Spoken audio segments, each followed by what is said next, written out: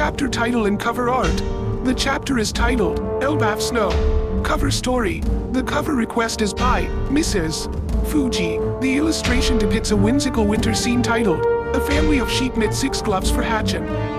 In the center of the artwork, Hatchin the octopus fishman stands in the deep snow. He is wearing a heavy winter jacket with the text, Takoyaki 888 inches emblazoned on the front. He is shivering, his face flushed with the cold, holding his hands up to his face to warm them with his breath. Because he has 6 arms, he requires multiple gloves. To his right, a cozy wooden cabin with snow on the roof sits in the background.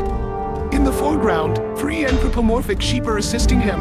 One sheep holds a bag labeled, "Thank you," while another sheep, bundled in a coat and hat, knits furiously. A third sheep offers a warm mug labeled, "Coffee." To the left, several shovels are stuck upright in the snowbanks, suggesting Hatchin has been working hard clearing the snow. Page 3. A peaceful past 15 years ago. The narrative begins with a flashback set 15 years ago. The location is Elbaf, New World. The scene opens at a bustling court in Elbaf. It is a snowy day, and giant ships are docked. The atmosphere is joyous and commercial, a stark contrast to the violent reputation of giants. Panel 1 and 2. We see human traders interacting with the giants of Elbaf. A giant with a beard is handing over massive logs of wood to a human merchant. The trader exclaims, "It's a rare and tricky item to import. This here is a top-quality Elbaf cedar." Another trader shouts eagerly, "I'll take it already." Panel 3 and 4. The scene shifts slightly to show the exchange of goods. The humans are unloading crates of seafood. A human trader with a hat and a crate on his shoulder says to a giant chef, "I bet it is. Elbaf seafood is super popular now, you know." The giant chef, wearing a toque and apron, looks delighted and asks, "Can't you get us stocked up again?" Panel 5 and 6. The focus shifts to the leader of this era, King Harald. He is a massive, muscular giant with a distinctive, wide mustache that curls upward and intricate tattoos on his shoulders. He looks optimistic and proud. King Harald bellows to his people, "So our people can freely visit all of our allies." He continues, envisioning a brighter future. "I think we should build sightseeing ships when we finally become a member nation." Panel 7. The scene pans out to show the landscape of Elbaf. The massive tree Yggdrasil looms in the background. The text box confirms the location, Elbaf, New World. In the foreground, distinct cheering is heard from the citizens, Harald, less than 3, and Harald. It is clear that King Harald is deeply loved by his people. Page 4. The Cultural Revolution. The scene moves inland to a unique structure built into the base of a massive tree. A sign hanging from the branch reads, Walrus School. Panel 1. The narrator or a citizen speaking off panel reflects on the changes in Elbaf. "I always thought they looked scary, but now I wouldn't mind meeting one. They're so reliable." Another voice adds, "Those giant marines are really doing a good job." The text box provides temporal context. 15 years ago, that same year all over the world. Harald's efforts are paying off, but... Panel 2. We see King Harald sitting next to another giant, looking at the school. Harald says determinedly, "I'll make it happen, Ida." He looks at the school and declares, "Our future has never been brighter. We're one step away." Panel 3. We get a closer look at the giant's conversation. A giant with a helmet and a striped shirt laughs and says, "Yeah, let's ditch this warrior crap." King Harald responds with a profound statement that defines this era of Elbaf. "Better sharp kids than sharp blades, huh? Dureshi Shi." He looks toward the school with gratitude. "This is all thanks to you, Saul." Note, the Dureshi Shi laugh and the mention of Saul confirm the influence of Jaguar D. Saul, emphasizing his impact on Elbaf's shift toward knowledge. Panel 4. The panel shows the schoolyard.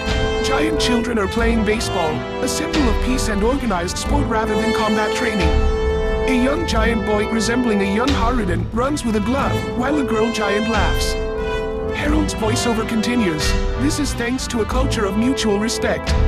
Let's join the larger world, make new friends, and grow in knowledge together." Panel 5. Harald reflects on the diversity of the outside world compared to the isolation of Elbaf. But there are many nations out there with a wide variety of races coexisting. We're actually a rare minority. From the perspective of the outside world. A child in the background shouts, "That sounds great." Page 5. The King and his Queen. The scene shifts to an intimate setting inside a wooden home. King Harald Harald is sitting by a bedside. Panel 1. King Harald, looking contemplative, speaks to the person in the bed. I don't believe that military power is what makes a country strong anymore. Panel 2. We see the person he is talking to. It is an older giant, heavily scarred, sitting nearby, listening. This is likely a warrior or advisor.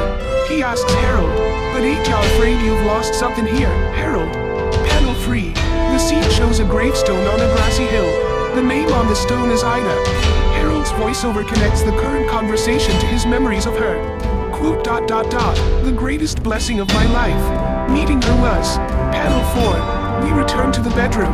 Harald is speaking to a woman lying in bed. This is Ida, seemingly before she passed away, or perhaps the gravestone was a flash-forward symbolic. She looks frail but kind. Harald looks at her with deep affection. It's 'cause of Ida. She taught me everything. Panel 5. King Harald sits by Ida's bedside. He is massive compared to the bed, but he hunches over gently. Harald says to her, "But, you've changed everything." Ida replies weakly but happily, "Elbaf really has changed a lot. When I first came here, there was tons of internal conflict. It was scary." Page 6. A clash of ideals. The conversation between Harald and Ida continues in the bedroom. Panel 1. Harald bursts out laughing, but there is a hint of frustration or irony in his voice. He throws his hands up. "I can't accept it. Don't you get it, Ida? It's that very culture that's kept us from marrying." He laughs. Panel 2. Ida, lying under the quilt, smiles and counters him gently. "You should cherish your culture. It's really cool." She adds a surprising sentiment. "Oh, but I kinda like the whole warrior's pride part." Panel 3. Harald leans in closer. He brings up their family dynamic. "He'll always be Harald's kid brother, won't he?" He then asks about another child. "What about Loki?" Harald answers his own question with a laugh. "In my heart, I've always thought of him like that." Panel 4. Ida looks at Harald with pure adoration.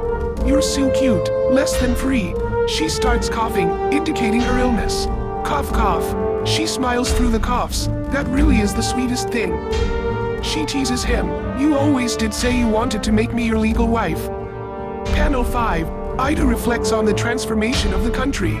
All of those bad practices from the warrior era will be thrown away. She continues. "The old customs are backwards traditions. Now children can laugh and study instead." Harald agrees. It's like a totally different country. Page 7. A dream of travel.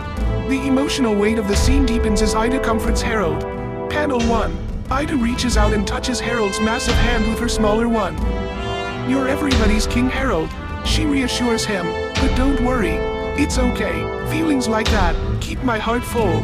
Less than free." Panel 2. Harald looks down at her hand in his. He is moved. He says, "Just like the old days."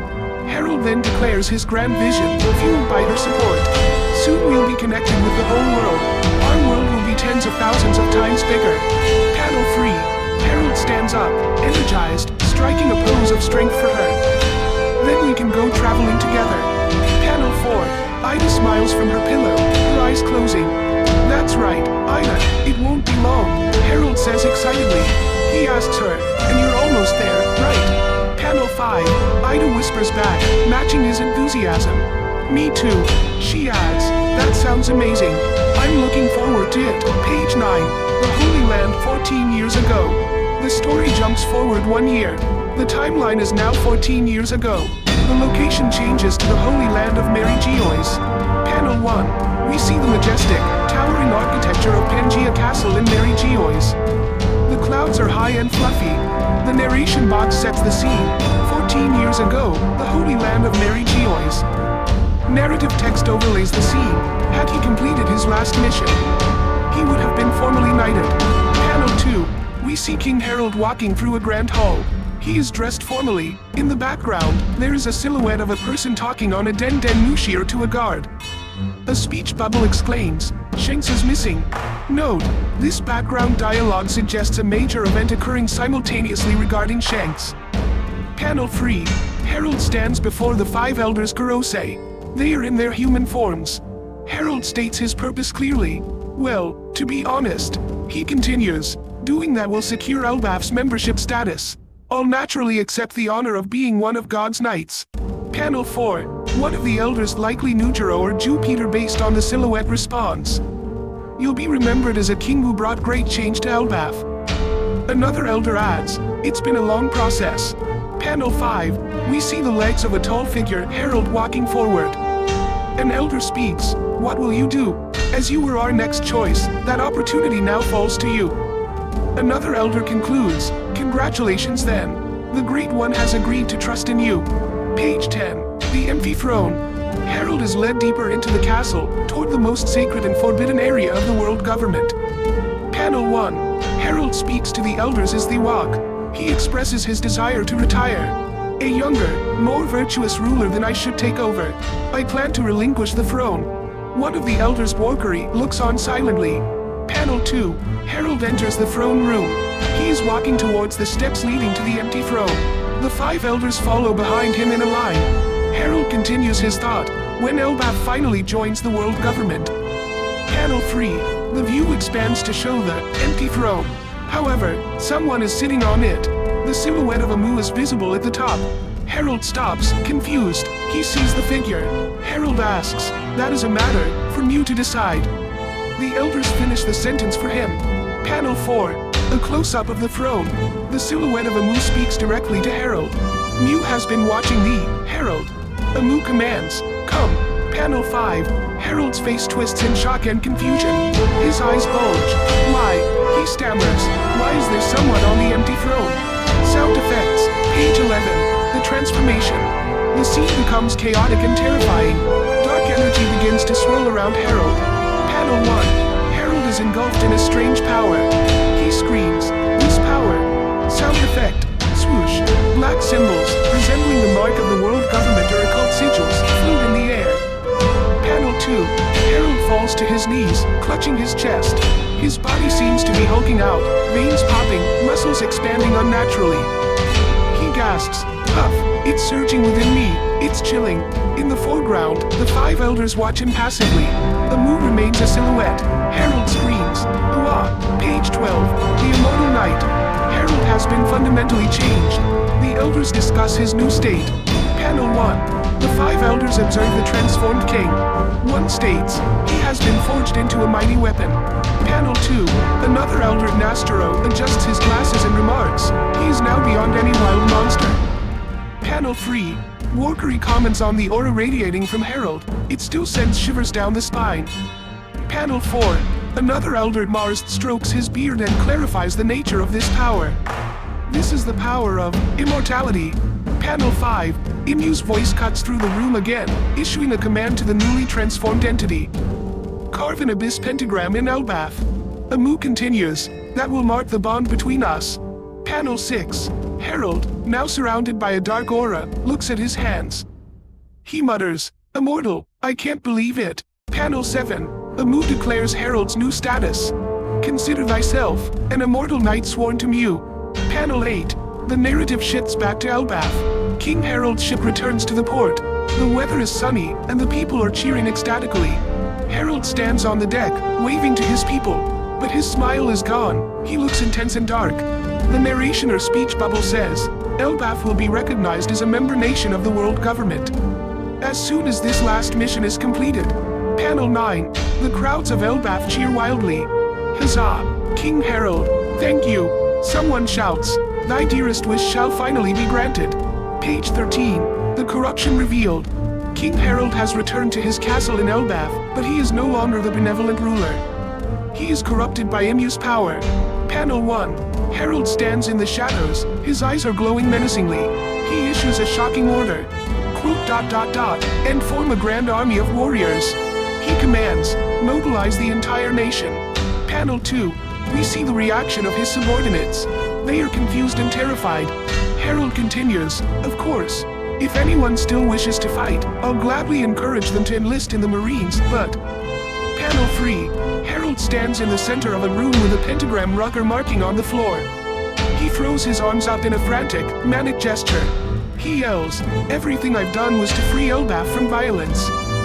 His men shout, wait, no, hold on. Panel 4, a close-up of Harald's eyes. They are dilated, with the concentric circles often associated with Imu or hypnosis. He declares, the giant warrior fleet will stand alongside the Marines. He finishes the sentence with a chilling reality, and serve the world as. Panel 5. A subordinate whispers in fear.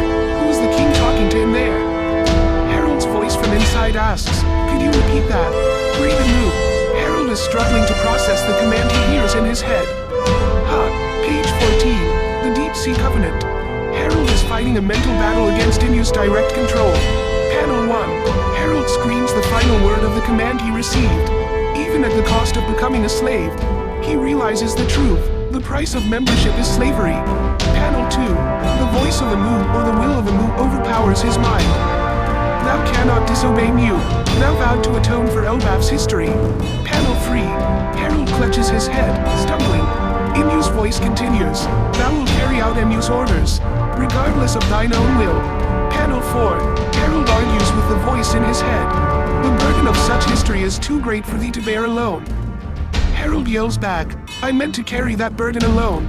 Panel 5. Imu's voice asserts dominance, but it comes at the cost of total obedience. Imu explains the contract. Those who enter into a deep sea covenant may gain immortality and power. Panel 6. Harald falls against a pillar, sweating profusely. He tries to stop himself. Now hold thy tongue, he tells himself. He realizes, this isn't good. I'm losing control. Elbaf. Panel 7. Harald realizes the betrayal. They never meant for it to become part of the fold.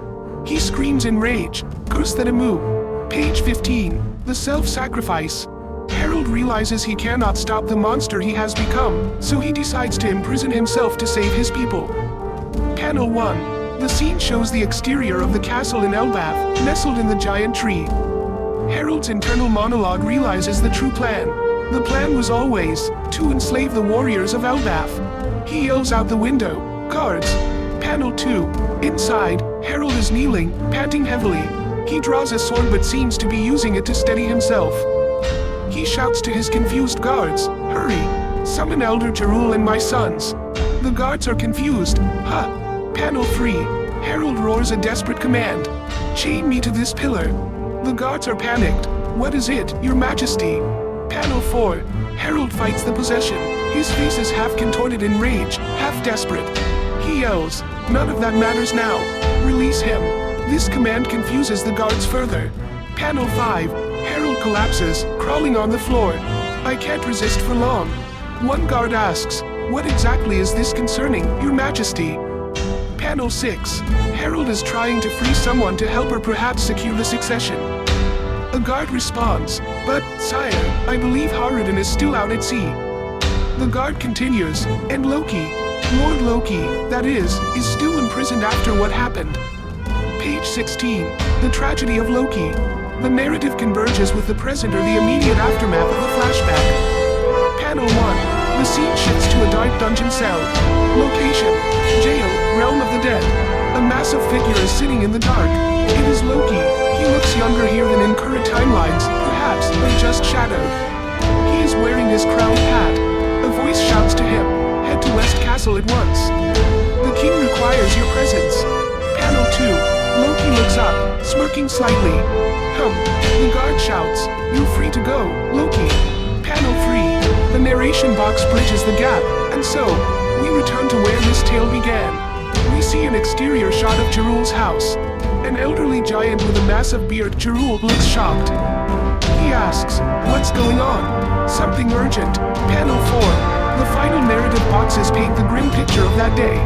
History converges. The day of the castle massacre. When Elbaf's most beloved king, Harald the Benevolent, lost his life.